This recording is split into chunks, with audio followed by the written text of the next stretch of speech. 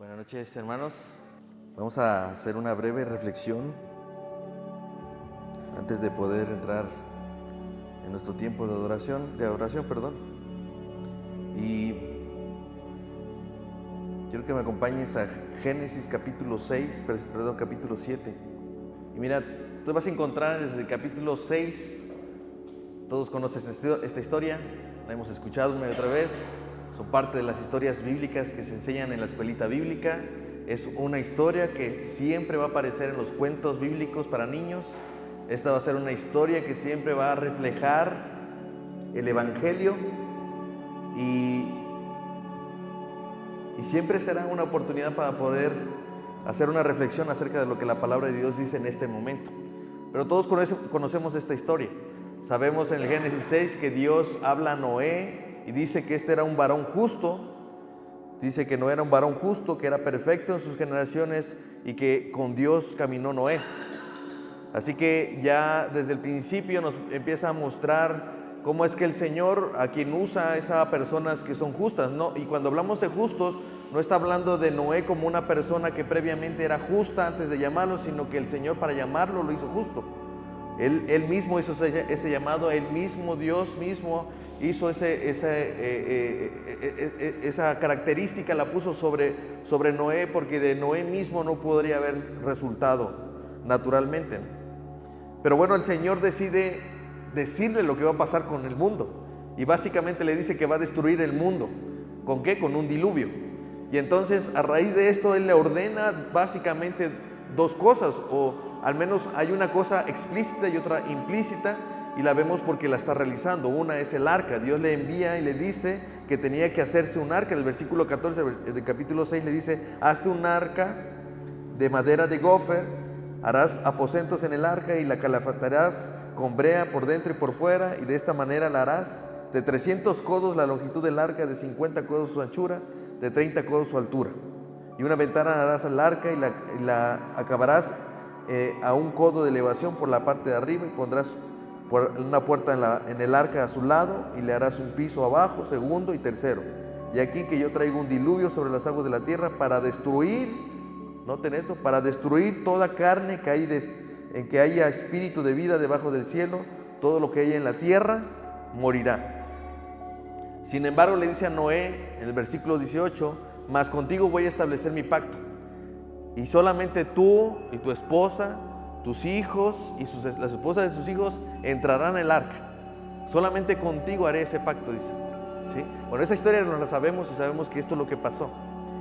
Sin embargo, ya en el capítulo 7 nosotros vemos que Dios trae ese diluvio. Dice que las fuentes de los cielos se abrieron y salieron como cataratas de agua. Hubo un gran diluvio, había agua que no había visto el hombre nunca en su vida. Cuando Noé se dedicó a decir que venía el diluvio por 120 años, ¿sí? Él no solamente estaba construyendo un arca. Ahí es donde vemos la otra cosa que Dios le mandó a hacer y que está implícito, que era, dice Pedro, que él era pregonero de justicia, ¿va? Entonces durante todos estos 120 años, mientras Noé estaba construyendo el arca, también estaba pregonando un diluvio, ¿sí? Se pregonaba el diluvio, pero con el diluvio se pregonaba el hecho de que tenía que el hombre arrepentirse de sus pecados, que el hombre tendría que arrepentirse de su maldad. Pero este hombre nunca estuvo listo, esta humanidad nunca estuvo lista, sino que la maldad, dice la Escritura, que estaba aumentando una y otra vez, ¿sí? Ahora, hermanos, lo que vemos ya en el capítulo 7 es que este diluvio viene, ¿sí? Y Dios acabó con todo a través de este diluvio. Pero quizás uno de los textos que hemos pasado por alto en este texto, yo no quiero estudiar todo, sino quiero enfocarme en una frase, en unas palabras que creo que deben de motivarnos mucho cada vez que nosotros venimos delante del Señor y cada vez que nosotros venimos en oración, porque estos son tiempos importantes, ¿sí?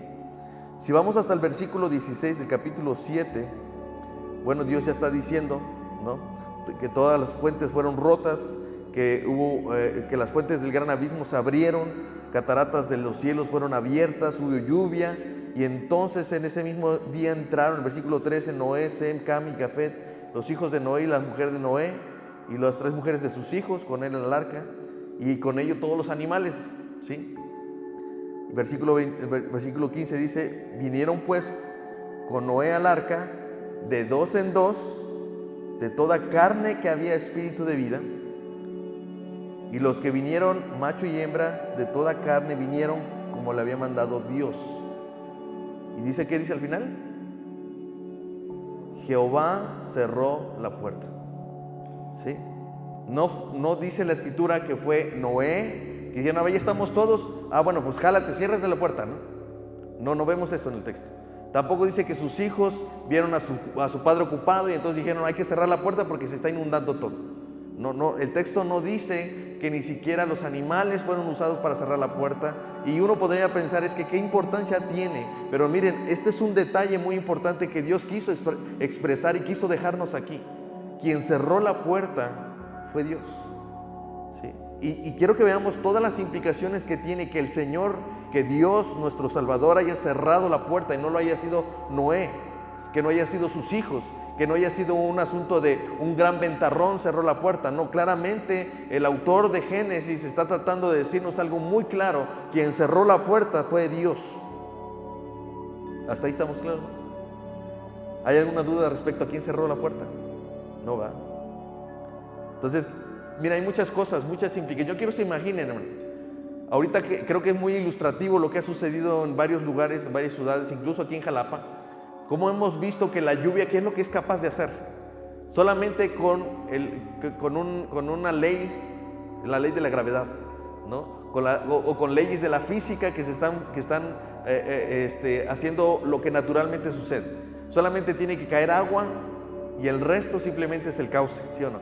Y lo que vemos es cómo puede algo tan natural, algo como el agua, puede llegar a destruir, y qué tanta fuerza puede tener cuando viene de una pendiente muy grande, y entonces la capacidad, la fuerza que puede obtener el agua en su cauce para destruir todo lo que va a su paso, ¿no? Solamente de lo que hace un día de lluvia, hermanos, un día continuo de lluvia. Pero quiero que se imaginen, hermanos, lo que estaba sucediendo ese día. Estaba lloviendo, algo que nunca había sucedido antes. Dice que antes de esto lo único que pasaba es que un vapor salía y regaba toda pero no habían visto esto de la lluvia.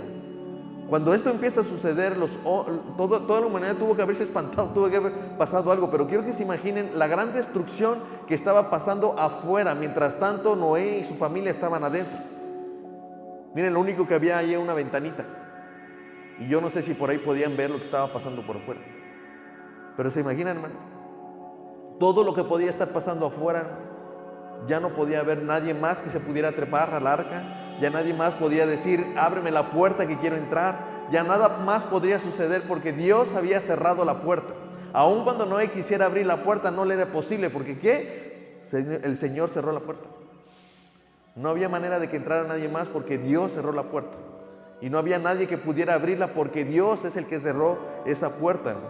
Entonces imagínense, afuera está sucediendo algo, hermanos. El agua está acabando. Miren lo que el texto dice. Porque dice, si nos vamos más adelante, en el capítulo 8,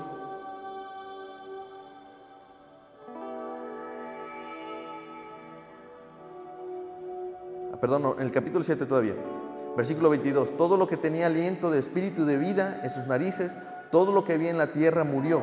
Así fue destruido todo ser que vivía sobre la faz de la tierra, desde el hombre hasta la bestia, los reptiles y las aves del cielo, y fueron raídos de la tierra, y quedó solamente Noé y los que con él estaban en el arca. Los únicos que se salvaron fueron los que estaban dentro, no los que estaban afuera. Entonces yo quiero que se imaginen la gran destrucción que significa. Esto no era simplemente agua, no era simplemente que subió el nivel del agua y que simplemente algunos agarraron, se subieron a un árbol, algunos corrieron a un monte, porque dice la escritura que todavía del monte más alto el agua subió todavía unos cuantos codos. No había manera de que alguien pudiera sobrevivir a esta inundación, pero sobre toda la fuerza. Yo creo que se imaginen, hermano, lo que estaba sucediendo fuera del arca. Y mientras tanto, dentro del arca, Noé y su familia estaban a salvo. ¿Sí? Miren, probablemente no vieron o no pudieron ver toda la destrucción que estaba afuera. Quizás había ruidos, quizás llegaron a pensar que el arca estaba a punto de destruirse, quizás estuvo tambaleando de aquí a allá entre árboles, tropezando y teniendo encuentro con algunas montañas, con algunas rocas, ¿sí? Pero miren, hermanos, ni siquiera el Titanic soportó un glaciar, ¿sí? Y estoy seguro que el arca pudo haberse tropezado con varias cosas, pero el arca nunca se destruyó. ¿Sí? Y uno de repente pensaría, basado en lo que dice el texto, es qué es lo que hizo, qué tan bien hizo Noé el arca, que esta arca no se destruyó por nada. No había existido otra obra como esta arca antes. O sea, Noé no tenía la experiencia de haber construido un arca de tal tamaño como para que Dios le hubiera dicho, oye, ¿te acuerdas cuando hiciste un arca así de este tamaño? Ah, bueno, hazla un poquito más grande, mira, y esta la vas a hacer para esto. No, esta era la primera vez que Noé estaba haciendo un arca, y esa arca había resistido todo eso. Y uno debe de pensar esto, hermano, porque mientras afuera había una destrucción, adentro la gente estaba a salvo. ¿Sí? Adentro había salvación, adentro todo estaba seguro, ¿no?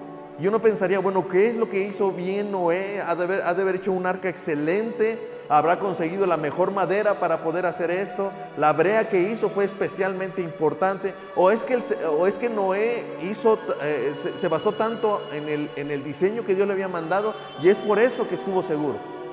Pero cuando nosotros leemos el versículo 16, hermanos, entendemos que cuando Dios cierra el arca es porque Dios está dando seguridad. ¿Sí? Cuando uno está dentro del arca, y cuando es Dios que cierra el arca, cierra la puerta, es porque Dios está a cargo de lo que están adentro. ¿Sí?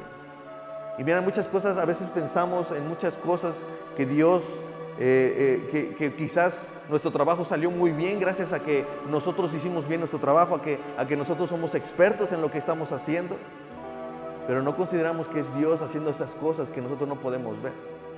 ¿Sí?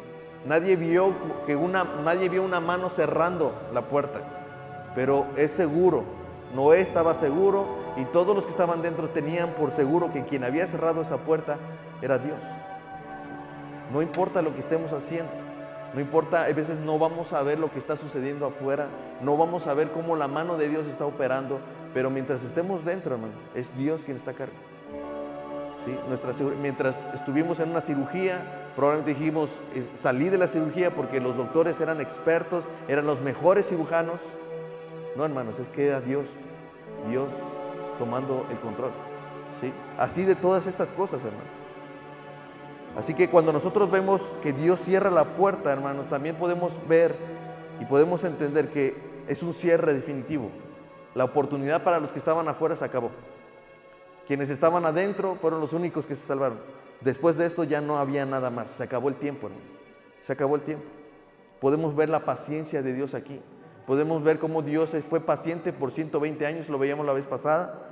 Por 120 años el Señor estaba siendo paciente, esperando a que hubiera arrepentimiento, pero solamente Noé y su familia entró. Pero la paciencia de Dios, aunque infinita por su naturaleza, también tiene un límite, hermano. Otra cosa que podemos ver aquí es, hay una separación irreversible. Dios va a separar, ¿sí?, a los que Él ha llamado para ser salvos y a los que Dios ha querido condenar y destruir para siempre. Habrá una separación. Cuando Dios es el que cierra la puerta, Él está diciendo, no hay nadie más que pueda estar adentro y no hay nadie más que pueda entrar desde afuera. Ya no hay más. Y Dios separa a estos dos grupos de personas. Por un lado, a los que Dios ha llamado justos, no por ellos mismos, sino porque Él quiso, ¿sí?, salvarlos. Y a los que no quisieron atender al llamado de Noé, que por 120 años les decía, venía un diluvio. Ya no hubo más tiempo, hermano. Esa puerta la cerró Dios. En la salvación, hermanos, Dios cierra la puerta y Él abre la puerta. No hay nadie más que pueda hacer nada al respecto. Solo Dios en su gracia infinita puede hacerlo. Y mientras esa puerta esté abierta, nosotros deberíamos ir delante de Él.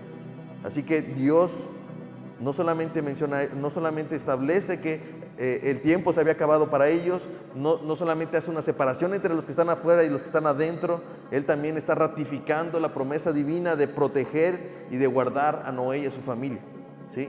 Porque debemos de imaginarnos, hermanos, lo que estaba pasando afuera era una total destrucción, pero de tal manera que aún con toda esa destrucción, el arca llegó hasta su punto de manera intacta, y es porque Dios es el que tenía el control. ¿Sí? Así que Dios ratifica esto. Dios está haciendo notar que Él es el que cumple su promesa de guardar el pacto que había dicho con Noé. Yo voy a destruir a todos, pero contigo voy a hacer un pacto, y tú vas a llegar seguro hasta donde yo te dije que vas a llegar seguro. Y eso es lo que debemos recordar siempre. Cuando Dios está con nosotros, es seguro que vamos a llegar hasta donde Él quiso llevarnos o hasta donde Él quiere llevarnos, hermanos, por lo que ha Él prometido. Así que, hermanos, una de las cosas que debemos ver, hermanos, como una aplicación, es que venimos a orar, hermanos, porque la puerta de la gracia está abierta. ¿Sí? No tendría ningún sentido, no tendría ningún sentido venir a orar, ¿sí?, si ya no hubiera gracia de parte de Dios, si ya no hubiera la oportunidad de venir al trono de gracia para hallar el oportuno socorro. No tendría ningún sentido. Ustedes se imaginan, ¿qué sentido tendrían? O sea, por 120 años tenía mucho sentido que Noé estuviera predicando y fuera pregonero de justicia, pero entrando al arca, ¿qué sentido tendría que Noé estuviera abriendo quizás la ventana y, oigan, súbanse o entren? Ya la puerta estaba cerrada. La puerta está cerrada. Y miren, hermanos, a veces vemos la oración como un tiempo que puede estar disponible mañana, y eso no lo sabemos. Eso no lo sabemos. Nadie sabe el día ni la hora en el que el Señor vendrá por nueva cuenta. Pero cada vez que nosotros venimos en oración, ¿saben por qué lo hacemos? Va a decir, ¿porque puedo?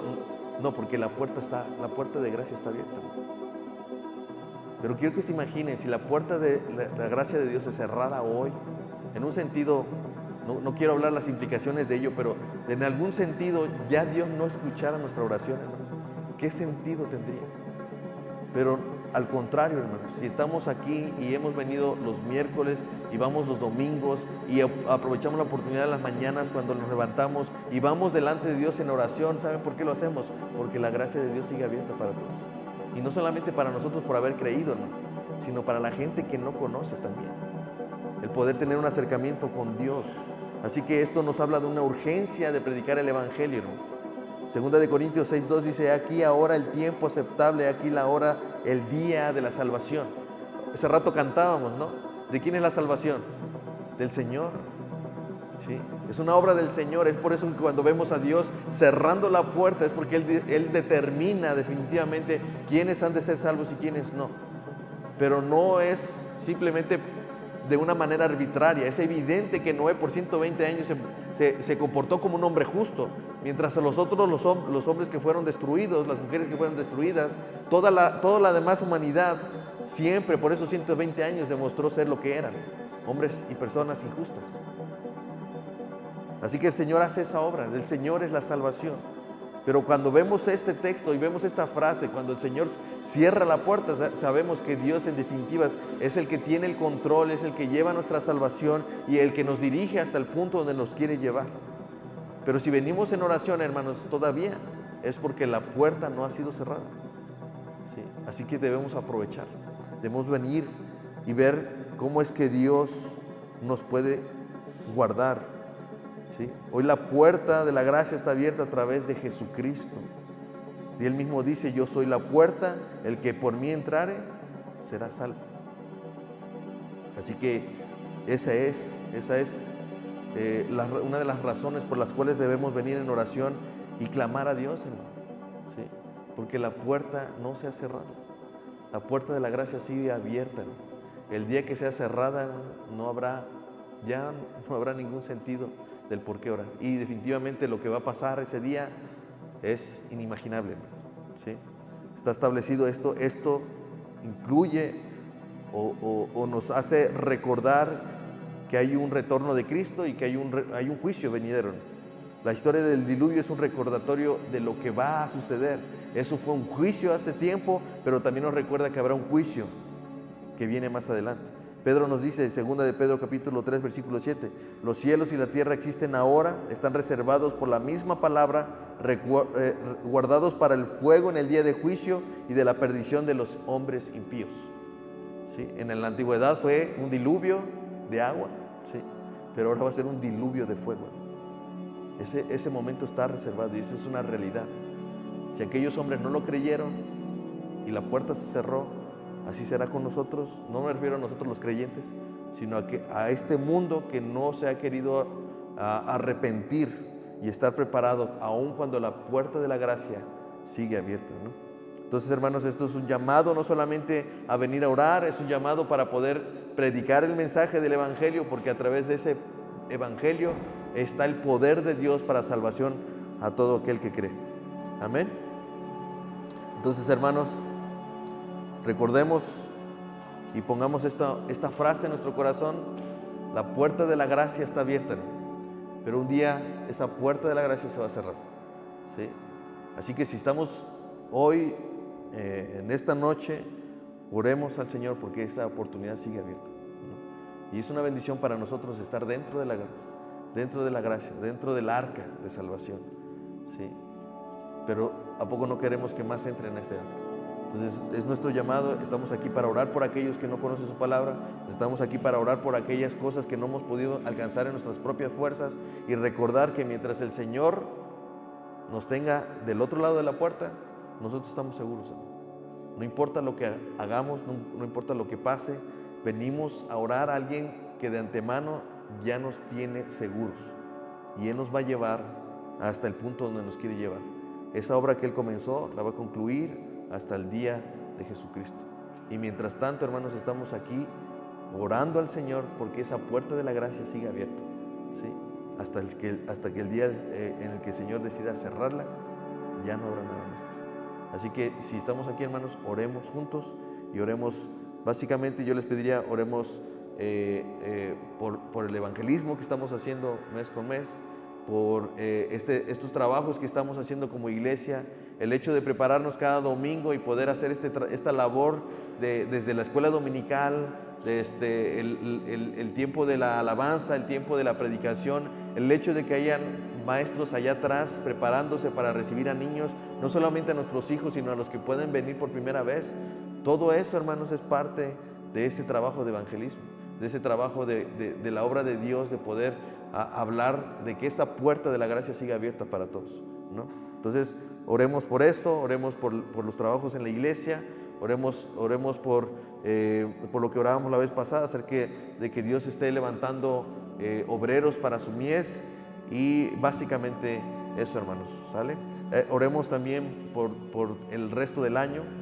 El día, digamos, para nosotros comienza un segundo semestre, ¿sí? Concluimos este fin de semana con un semestre o el primer 6 meses pues lleno de mucha alegría, de mucho gozo, ¿sí? Y queremos que estos últimos 6 meses que faltan también sean de mucha alegría, de mucho gozo y de mucho trabajo por parte de la iglesia. Así que con eso en mente, hermanos, vamos a orar. Les pido pónganse de pie, y si alguien más tiene una petición de oración.